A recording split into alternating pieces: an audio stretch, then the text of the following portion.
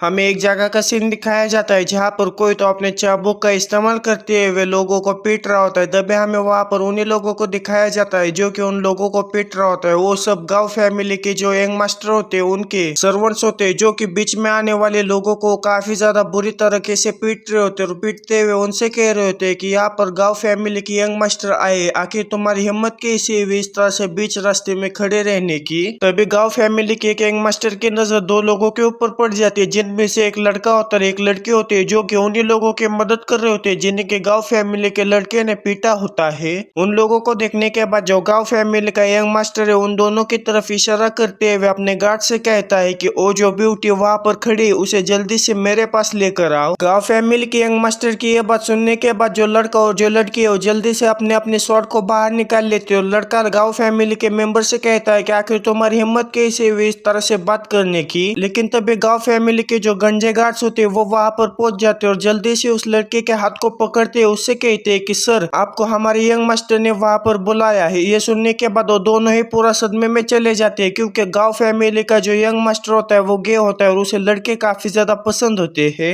और जो उस लड़के के साथ लड़की होती है वो पूरा सदमे में जाते हैं, उस लड़के से कहते हैं कि इसका ये मतलब है कि वो सुंदर तुम्हें कह रहा था। और गांव फैमिली के यंग मास्टर की इस तरह की हरकतें देखने के बाद वो जो लड़का है वो काफी ज्यादा गुस्सा हो जाता है और उनसे कहता है कि लगता है कि तुम्हें सबक सिखाने का वक्त आ चुका है। इतना कहने के बाद वो दोनों ही उस यंग मास्टर के गार्ड्स के साथ लड़ना शुरू कर देते हैं। और वो जो लड़की होती है उस लड़की से कहती है कि जियांग मैं तुम्हारी मदद करूंगी, आज हम इस कमीने इंसान को सबक जरूर सिखाएंगे। उस लड़की की यह बात सुनने के बाद जो गांव फैमिली का यंग मास्टर है वो काफी ज्यादा गुस्सा हो जाता है और काफी ज्यादा गुस्से में उनसे कहता है कि उस लड़की को वहीं पर ही रख दो। ये सुनने के साथ ही जो गांव फैमिली के बाकी बचे हुए गंजे गार्ड्स होते हैं वो काफी तेजी के साथ आते हुए उस लड़का और लड़की को काफी अजीब तरह से और काफी बुरी तरह से जकड़ लेते हैं। उन गंजे लड़कों को इस तरह से अपने आप को जकड़ता हुआ देखकर वो जो लड़का और जो लड़की वो कहते हैं कि आखिर तुम इस तरह से कैसे हमें पकड़ सकते हो। उन लोगों को पकड़ता हुआ देखकर जो गांव फैमिली के एक मास्टर है वो काफी ज्यादा खुश हो रहा होता है कि तभी हमें उसके पीछे दो डरावनी आंखों को दिखाया जाता है, जो कि किसी इंसान के होते हैं, जो काफी तेजी के साथ आते हुए उस यंग मास्टर के ऊपर हमला कर देता है। किसी को अपने यंग मास्टर के ऊपर हमला करता हुआ देखकर जो गंजे गार्ड्स होते हैं वो काफी ज्यादा हैरान हो जाते हैं। हमें दिखाया जाता है कि उस गांव फैमिली के यंग मास्टर के ऊपर हमला करने वाला हमारा मेन कैरेक्टर जियांग होता है। हमारे जियांग ने उस गांव फैमिली के यंग मास्टर को एक हाथ से उठा रखा होता है। जियांग को इस तरह से करता हुआ देखकर जो गांव फैमिली के बाकी के गार्ड्स होते हैं वो कहते हैं कि हमारे यंग मास्टर को किसी ने किडनैप कर लिया है। हमारे जियांग को इस तरह से करता हुआ देखकर जो यंग मास्टर है वो हमारे जियांग से कहता है कि बच्चे आखिर तुम क्या कर रहे हो, क्या तुम्हें पता नहीं है कि मेरे जो पिताजी है वो इस सिटी के लॉर्ड है।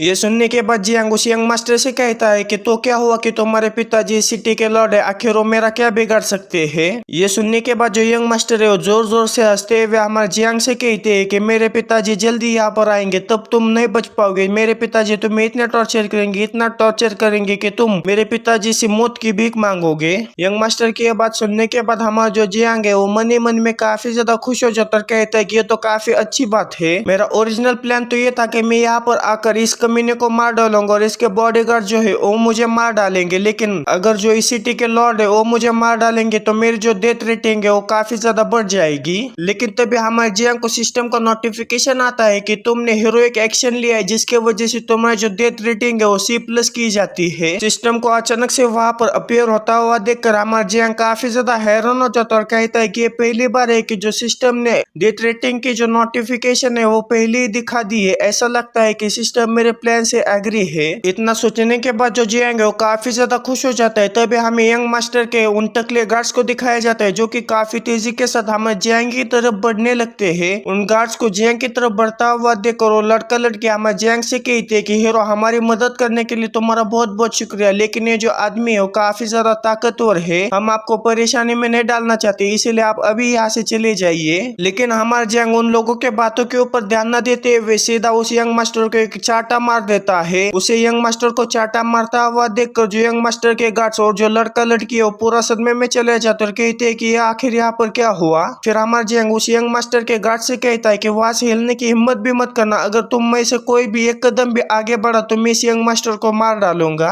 मारने वाली बात सुनने के बाद जो यंग मास्टर काफी ज्यादा डर जाता और कांपते हुए हमारे जियांग से कहता है कि मुझे जाने दो, ये जो पूरा शहर है वो मेरे फैमिली के अंडर आता है, इसीलिए मैं तुम्हें कुछ भी देने के लिए तैयार हूँ, बस मुझे मत मारो। उस यंग मास्टर की इतने जल्दी हार मानता हुआ देखकर जियांग सबसे पहले तो पूरा सदमे में चला जाता है। फिर वो यंग मास्टर के ऊपर गुस्सा करते उसे चाटा मारते उससे कहता है कि इतनी जल्दी हार मत मानो, जल्दी से अपने पिताजी को यहाँ पर बुलाओ। हमारे जियांग यंग मास्टर से सब कह रहा होता है कि तभी उसके पीछे से उसका जो पिताजी है वो वहां पर पहुंच जाता है। अपने पिताजी को देखने के बाद जो यंग मास्टर काफी ज्यादा खुश हो जाता है और साथ ही भी जो जियांग है वो गाओयान को देखने के बाद कहता है कि ये सच में कुछ ज्यादा ही स्ट्रांग लग रहा है। वहां पर जो कुछ भी हो रहा है वो देखने के बाद जो गाओयान है वो जोर से चिल्लाते वहां पर अपने प्रेशर को रिलीज करता है। उस प्रेशर को देखने के बाद जो हमारा जियांग है वो कहता है कि गाओयान ने सच में मार्शल आर्ट में काफी ज्यादा महारत हासिल की है, उसके चिल्लाने से ही इतना ज्यादा उसके अंदर से प्रेशर रिलीज हो रहा है। और गाओयान हमारे जियांग की तरफ देखते हुए कहता है कि उस लड़की का जो ऑरा है वो काफी ज्यादा कमजोर है, लेकिन एक आदमी को इस तरह से हवा में ऊपर उठा लेना वो भी अपने एक ही हाथ से, वो कोई मामूली बात नहीं। इसका ये मतलब है कि उसकी जो स्ट्रेंथ है वो काफी ज्यादा है। इतना कहने के बाद जो गाओयान है वो अपने घोड़े पर से उतरते हुए अपने ऑरा को रिलीज करते हुए वहां पर प्रेशर बनाने की कोशिश करने लगता है। उस प्रेशर को महसूस करने के बाद जो हमारे जियांग है वो कहता है कि ऐसा लग रहा है कि किसी ने मेरे बॉडी के ऊपर कई टन वजन डाल दिया, ये काफी ज्यादा दर्द कर रहा है। इतना सोचने के बाद जो हमारे जियांग है वो गाओयान के सामने बिल्कुल भी ना झुकते हुए उसे कहता है कि बस बहुत हो गया। ये सुनने के साथ ही जो गाओयान है वो अपने प्रेशर को रिलीज करना बंद कर देता है और अपने मन में कहता है कि वो इतने ज्यादा प्रेशर में भी बोल सकता है। आमतौर पर लोग इतने ज्यादा प्रेशर में कभी भी नहीं बोल पाते, वो काफी ज्यादा हिम्मत वाला है। इतना कहने के बाद वो अपने गिरगिट की तरह रंग बदलते हुए काफी ज्यादा मुस्कुराते हुए हमारे जियांग से कहता है कि मेरे दोस्त आखिर तुम इतनी जल्दबाजी क्यों कर रहे हो, चलो बैठकर इसके ऊपर बात करते हैं। हाँ, मैं मानता हूँ कि मेरा जो बेटा है वो कुछ ज्यादा ही आगे चला गया है, तुम चिंता मत करो, मैं इसे सुधारूंगा और फ्यूचर में कभी भी ऐसी गलती नहीं करेगा। गाओयान को अचानक से इस तरह से बदलता हुआ देखकर हमारा जियांग पूरा सदमे में जाते हुए अपने मन में कहता है कि मैंने वाकई तुम्हें काफी ज्यादा गुस्सा दिलाया था, तुम आखिर मुझसे माफी क्यों मांग रहे हो? क्या तुम्हें इस समय पर मुझे धमकाना नहीं चाहिए था? अगर तुम ऐसा ही करते रहोगे तो तुम मुझे मारने के लिए कैसे राजी हो सकते हो?